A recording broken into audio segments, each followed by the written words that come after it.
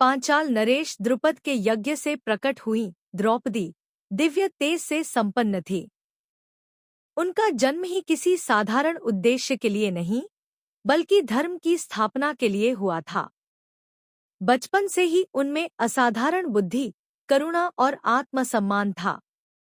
जब उनका स्वयंवर हुआ, तब अनेक वीर राजाओं ने भाग लिया। कठिन लक्ष्य को भेद कर अर्जुन ने उनका वरण किया।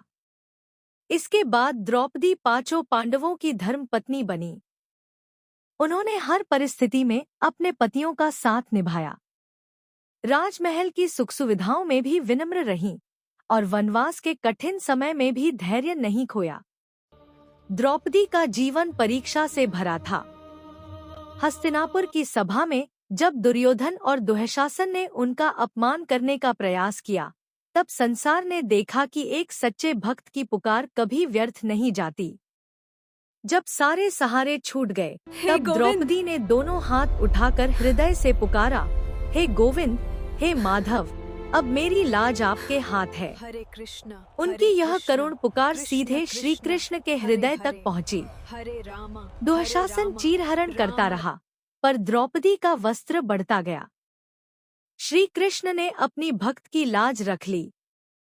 यह घटना केवल चमत्कार नहीं, बल्कि भक्ति की सबसे बड़ी मिसाल है। जब मनुष्य अपने अहंकार, भय और भ्रम को छोड़कर सच्चे मन से भगवान को पुकारता है, तब भगवान स्वयं रक्षा करते हैं।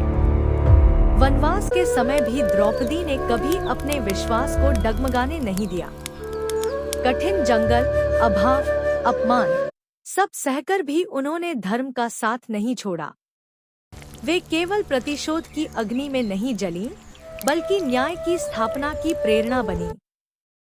एक बार वनवास में जब दुर्वासा ऋषि अपने शिष्यों सहित पांडवों के आश्रम पहुंचे, तब भोजन की बड़ी समस्या खड़ी हो गई। द्रौपदी ने फिर श्री कृष्ण को याद किया।